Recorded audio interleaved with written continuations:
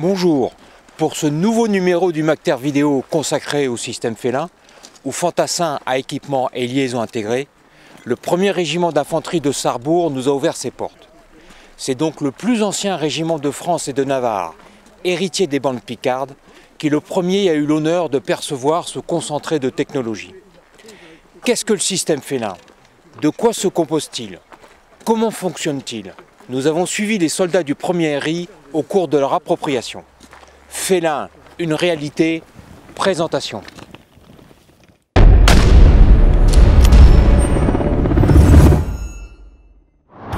On est la première armée moderne à avoir réussi ce challenge de développer et de mettre en service dans toutes ses composantes un tel système combattant du futur. La seule fonction opérationnelle, la seule arme qui n'avait pas évolué, qui n'avait pas bénéficié de tous les progrès technologiques, finalement, c'était l'infanterie. On arrivait à une période où les fantassins, et notamment dans l'armée de terre, avaient besoin de passer un stade supérieur. L'armée de terre compte aujourd'hui 20 régiments d'infanterie dont les soldats assurent la fonction combat débarqué. Nous sommes loin des nombreux bataillons de 14-18 et du fantassin des années 80. Au début des années 90, l'évolution de la nature et de l'intensité des conflits a redéfini le besoin opérationnel. Il s'agissait de faire du fantassin un soldat moderne, puissant, manœuvrier, mieux protégé et d'améliorer ses capacités sur le terrain en lui permettant de mieux gérer et comprendre la situation tactique. Donc les premières réflexions début des années 90 ont abouti à une recherche un petit peu à partir de prototypes qui ont été développés par un industriel, ce qu'on appelait ECAD, ce que beaucoup encore ont en mémoire. C'est un gros casque, un gros fantassin, un peu lourd, avec un gros fusil, etc. C'est la DGA, Direction Générale à l'Armement, qui va naturellement se voir confier dans le cadre de ses missions la conduite du programme Félin. On a lancé au niveau français un appel d'offres ouvert à tous les grands maîtres d'œuvre français pour voir qui serait le meilleur pour développer ce tel système. Et celui qui a remporté cet appel d'offres, ça a été Sagem Défense Sécurité, à qui on a attribué un marché global pour le développement, la production et la mise en place du soutien initial en 2004. De manière très spécifique à Félin, une phase d'évaluation technico-opérationnelle avec un travail intégré entre la DGA, l'armée de terre et Sagem de 2007 à 2009 pour valider les choix et faire évoluer le système en fonction des retours d'expérience opérationnelle. C'est en cohérence avec la rédaction du livre blanc qui a redéfini le périmètre stratégique et les objectifs stratégiques en termes de défense, avec une cible quantitative initialement qui était de 30 000, qui est descendue à environ 25 000 combattants, et qui permet d'équiper l'ensemble des fantassins, plus les combattants débarqués qui combattent aux côtés des fantassins. L'approche choisie restant l'optimisation des fonctions participant à l'exécution des 3 actes élémentaires du combattant débarqué. Se déplacer, se poster et utiliser son arme. On a imaginé un développement autour des 5 fonctions opérationnelles. L'agression, la communication, l'observation, la mobilité, la protection, le soutien. Autour de ces fonctions opérationnelles, l'objectif a été d'avoir une approche système, de faire en sorte de trouver le meilleur compromis possible autour de ces fonctions opérationnelles. On a franchi 2 étapes. La première étape, avant la livraison, c'est la validation technico-opérationnelle du système. Ce sont des étapes qui ont été franchies en 2008 et 2009, où le système Félin a été déployé en Guyane, a été déployé à Djibouti pendant plusieurs semaines, a été déployé en montagne, en haute montagne, dans les centres d'entraînement au tir et centres d'entraînement au combat en zone urbaine, où le système, on ne l'a pas ménagé. L'objectif était de tester sa robustesse, sa réponse aux besoins opérationnels, d'identifier les éventuels correctifs à apporter, avant d'arriver au niveau de la série. Aujourd'hui, Félin est bien le premier élément de Scorpion.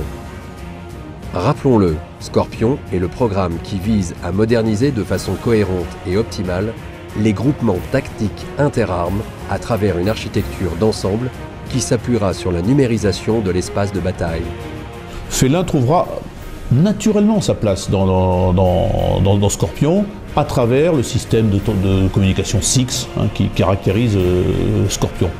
Félin, finalement, va nous permettre d'avoir enfin cette situation, comme les fantassins sont équipés en plus de GPS, on va connaître en permanence la position des groupes de combat, des sections, des compagnies, et donc à tout le monde de pouvoir avoir une attitude cohérente vis-à-vis de l'ennemi, de pouvoir manœuvrer le mieux possible et le plus astucieusement possible. Le combattant est bien au cœur de Félin. Ses capacités opérationnelles sont améliorées. La modularité du système répond à toute forme d'agression. En 2015, les 20 régiments d'infanterie seront équipés, soit précisément 22 588 ensembles, pour un coût global de 1 milliard d'euros. Le Félin sera déployé en fin d'année sur le sol afghan avec le 1er régiment d'infanterie.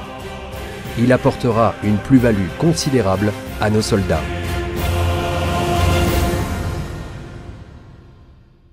Félin est bien un système complexe et complet. Il est difficilement imaginable de projeter des soldats en opération extérieure sans la maîtrise totale et précise de ce système. Alors, comment les soldats du 1er régiment d'infanterie s'approprient-ils Félin? Mission.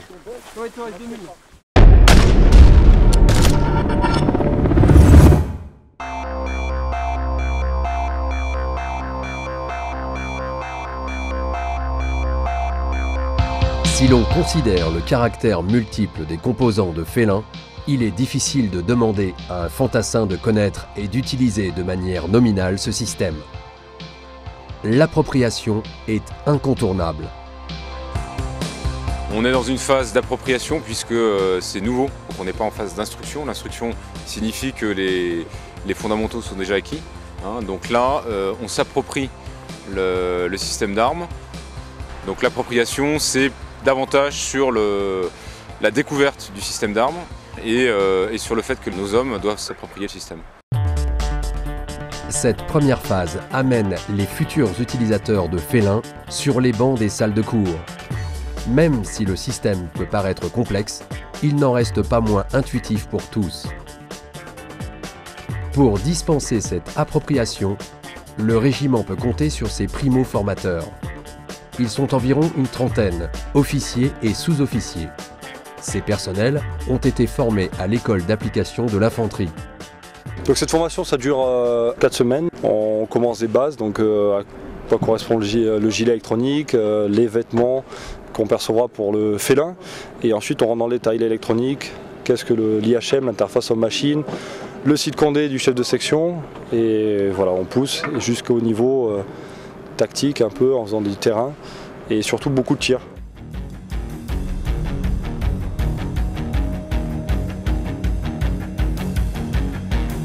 Maintenant on fera le réglage des formations Félin qui reste arrivé. Voilà, comme ça je sache où ça tape.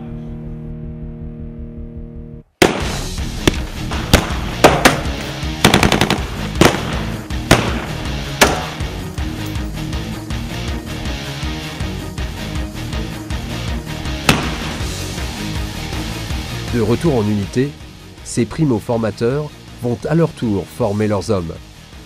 Un programme rigoureux, mais indispensable, est mis en place.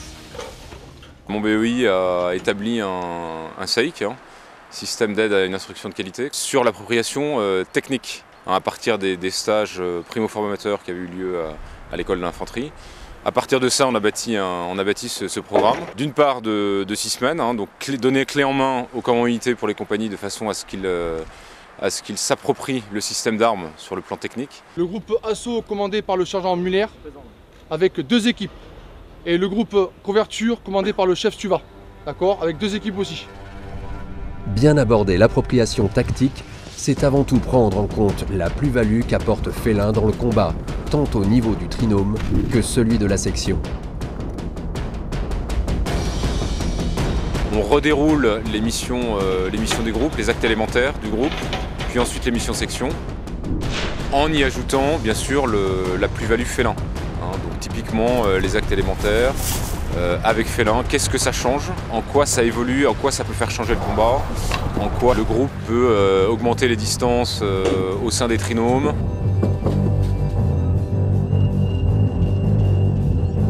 le chef d'infanterie reste au milieu de ses hommes, le chef de groupe d'infanterie également.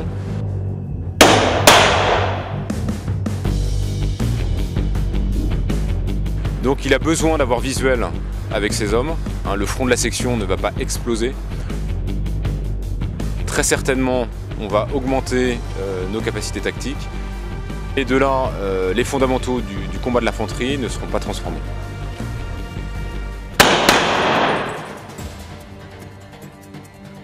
Moi, je pense qu'il y a une facilité pour les jeunes qui, avec leur téléphone portable, leurs ordinateurs ou leur console de jeu, ont plus l'habitude de manipuler des objets technologiques, mais les plus anciens ne sont pas du tout en retrait. Quand on a tout en main d'un coup, ça fait beaucoup de choses à voir, on se demande où, on ne sait plus où mettre les yeux, mais après, quand on apprend bien les cours, qu'on suit et qu'on décortique bien la chose, ça rentre et après c'est dans la tête. C'est toujours valorisant d'avoir le dernier équipement de l'armée française. Le système Félin reste un outil à la disposition du combattant et des chefs. Dans ce cadre, les fondamentaux techniques du combat et les fondamentaux tactiques pour le commandement dans la conduite des opérations ne doivent pas être oubliés. Dans ce couple homme-système, le Félin apporte sa technologie, le combattant, quant à lui, apporte et continuera d'apporter ses savoir-faire.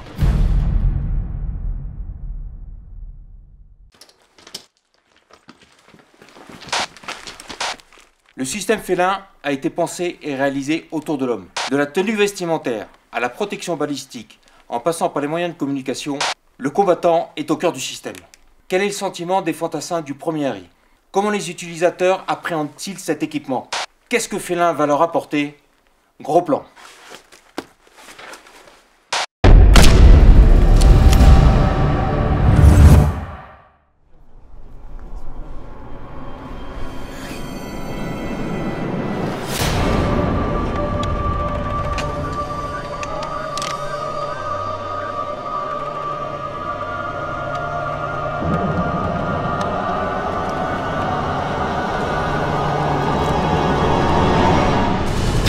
Le plus ancien régiment de France a été doté en octobre 2010 du système du combattant le plus moderne, le système Félin.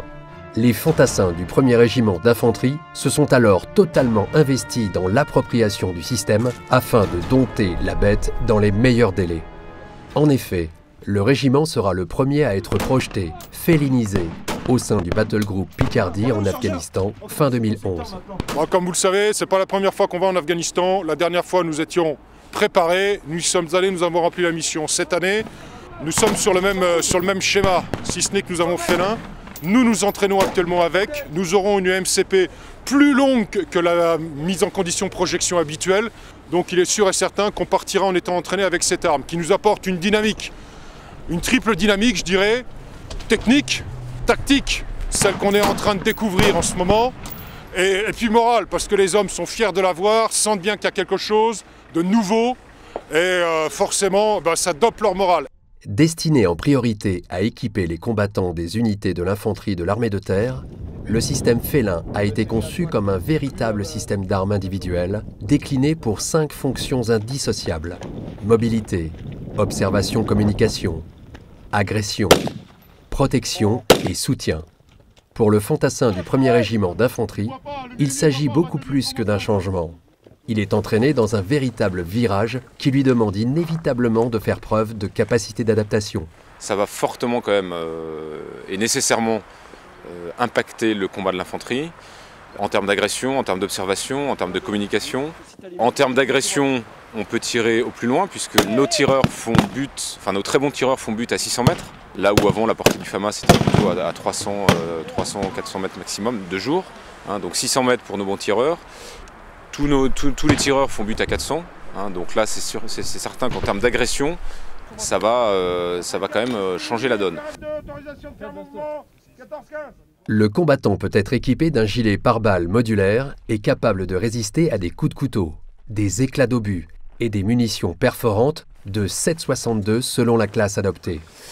Disons que le gilet a été étudié pour le système, donc il est assez ergonomique, on arrive bien à bouger dedans. Donc on va dire que c'est un plus par rapport à l'ancien gilet balistique. Ça va nous apporter une meilleure protection grâce au gilet balistique qui a été retravaillé, qui est davantage ergonomique. et surtout grâce à la vision déportée qui permet aux fantassins de pouvoir tirer tout en étant protégés. Donc ça nécessite quand même, ça va nécessiter du travail, du savoir-faire, parce qu'il faut qu'on évolue aussi sur nos méthodes de tir. Un oculaire de vision déportée fixé sur le casque permet le tir en restant à couvert et le repérage d'une présence ennemie sans se dévoiler. Tout cela de jour comme de nuit. Donc là-dessus, Félin va changer la donne, va apporter une plus-value. Le but étant de convertir le bond technologique en gain tactique. Les espaces de déplacement aussi au niveau du trinôme sont amenés à s'élargir. On va couvrir une zone plus grande. Donc le système RIF nous permet également d'avoir, par la discrétion qu'il apporte, comparé aux moyens de transmission qu'on avait auparavant, de gagner en moyens de discrétion, donc d'élargir l'espace couvert par le groupe puis par la section.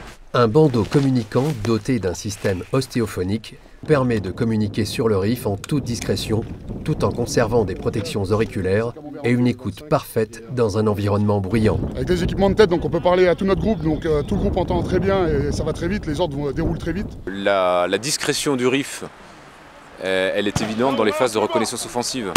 Maintenant, dans les phases de contact, la voix du chef reste toujours très importante. Une interface homme-machine rend possible la visualisation des comptes rendus photos et vidéos, mais aussi la vision déportée sans oublier la réception des ordres graphiques. À partir de la poignée, le soldat peut changer de champ, c'est-à-dire zoomer. Et là on y voit bien le personnel.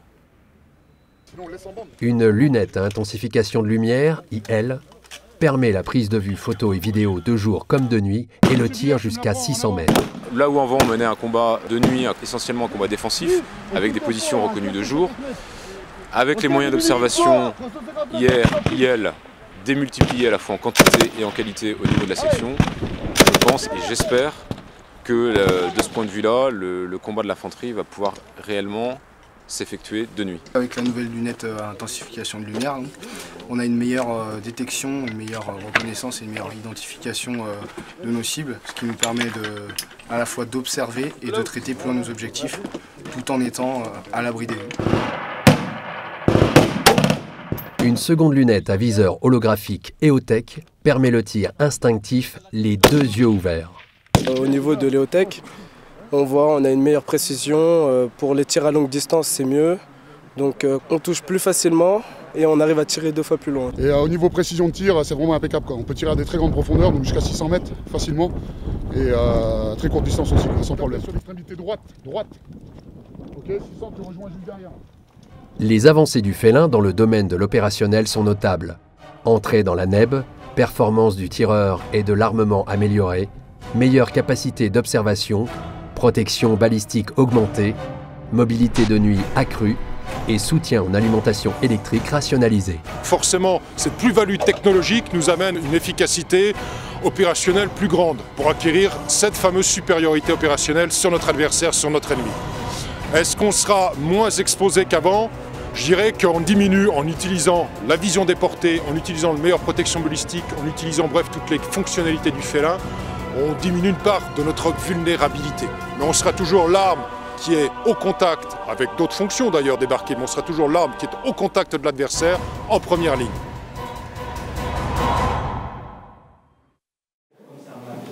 À propos de l'exercice du commandement, le général Irastorza, chef d'état-major de l'armée de terre, déclarait récemment: il faut commander ses subordonnés comme on voudrait que ses propres enfants, ses frères, ses sœurs soient commandés. Au 1er régiment d'infanterie, un homme en a fait sa ligne de conduite depuis qu'il commande des soldats. C'est le capitaine Stéphane Dumontier. Personnage charismatique au parcours atypique, il commande la 2e compagnie. Qui est-il et comment aborde-t-il cette entrée dans l'ère nouvelle du Félin? Portrait.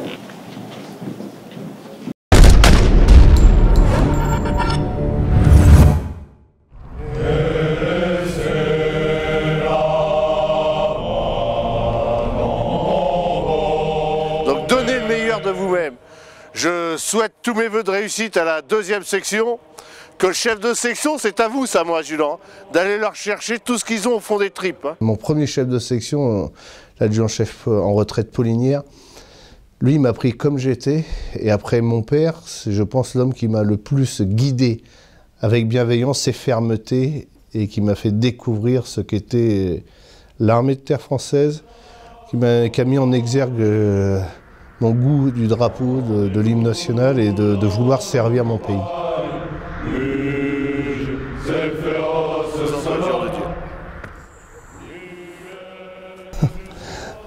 Est-ce que je suis issu du monde militaire? Je dirais que non dans les grandes lignes. Après, quelques points particuliers, je suis issu d'une vieille famille rurale où quand la France a eu besoin d'elle, on a répondu présent. Mes deux grands-pères se sont battus pendant la Seconde Guerre mondiale, un en qualité de sous-officier, l'autre en qualité de militaire du rang. Les deux ont été blessés au combat, les deux portent la médaille militaire. Chaque fois que je mets mes décorations ou que je me lève le matin, je pense à eux et j'espère qu'ils sont fiers de moi. J'ai croisé rarement dans ma carrière, mais ça m'est arrivé quelques fois, soit un chef de section, soit un commandant d'unité qui n'était pas exceptionnel. J'ai dit au lieu de critiquer, prends leur place et essaye d'y apporter ta vision des choses avec ton parcours. Il est certain et indéniable que mon commandement est influencé par le parcours que j'ai eu. Il y a une chose, je peux être quelqu'un de dur, juste mais dur, j'aime l'homme, j'ai confiance en l'humain. Et chacun de mes hommes, vous pouvez me citer n'importe quel de mes hommes, je vais ressortir tout son cursus professionnel, je peux vous donner sa situation de famille, mais ce n'est pas mon travail, j'ai pas l'impression de travailler, c'est parce que j'aime ça. Ça fait partie intégrante du métier que de connaître ces hommes. Je ne peux pas demander à un homme de mourir pour moi, parce qu'au combat, c'est ce qu'il va faire. Avant de mourir pour la nation, il va mourir pour son chef direct. Je ne peux pas demander à cet homme de mourir pour moi sans connaître sa situation, ni lui expliquer où, quand, comment et pourquoi. Qui il est. Parce que quand on va rentrer du combat, c'est moi qui vais regarder sa femme, sa petite amie, sa mère droit dans les yeux. Les chefs de trinôme, faites réviser pendant qu'on crapahute. Souvent, j'entends les gens dire que la jeunesse est pourrie, la jeunesse est déviante. Moi, quand j'ai des gamins qui viennent s'engager, qui ont 18 ans, c'est l'âge de ma fille, hein, pour partir en Afghanistan défendre les valeurs de la République, mais je suis heureux, cette jeunesse, elle n'est pas pourrie. Elle est parfois égarée. Et ça, c'est mon rôle de chef de la recentrer. Mais elle n'est pas pourrie. Prouvez que vous êtes les meilleurs, hein. Vous n'avez pas le tout de me le dire, c'est maintenant. Les deux moments forts de ma carrière sont indéniablement, j'ai mené ma section au combat lorsque j'étais au 2e régiment étranger de parachutistes.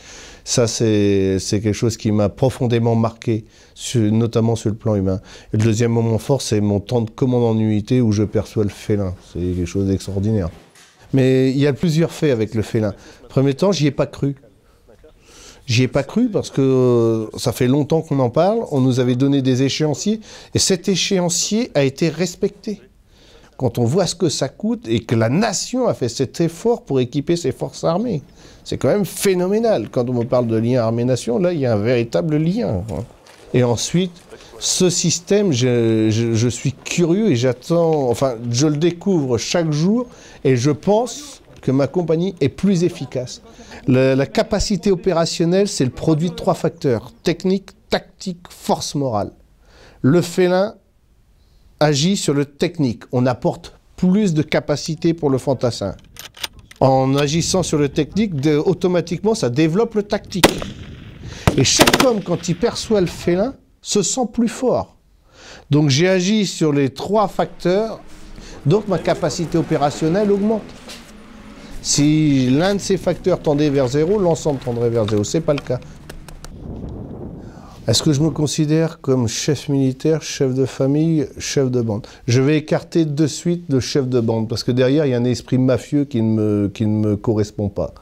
Pour répondre, si chef militaire, chef de famille, quand j'étais jeune sous-officier, le premier manuel qu'on m'a donné ordre de lire, c'est le TTA 193. Et dans le TTA 193, il est marqué à la première page commandée, c'est instruire et éduquer. Instruire, je forme mes hommes au combat, c'est le chef militaire. Éduquer dans la vie de soldat et éduquer dans la vie d'homme, c'est le chef de famille que je suis également. Colonel, retour du renfort de la mission Toulon, l'adjudant Guignard. Je suis célibataire géographique. J'arrive à la compagnie, il est 6h30 le matin. J'en repars, il est entre 19h et 20, au plus tôt et 21h au plus tard. Pas que je produis énormément, mais je passe énormément de temps avec mes hommes. Je passe plus de temps avec mes hommes qu'avec ma propre famille. Mon épouse me dit souvent « tu ne m'as jamais trompé sauf avec tes hommes ». Je pense qu'elle résume bien l'affaire.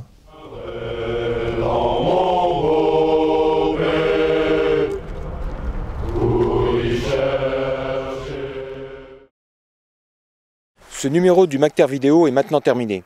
Nous souhaitons une bonne continuation au 1er régiment d'infanterie qui va prochainement entamer sa mise en condition en vue de sa projection en Afghanistan.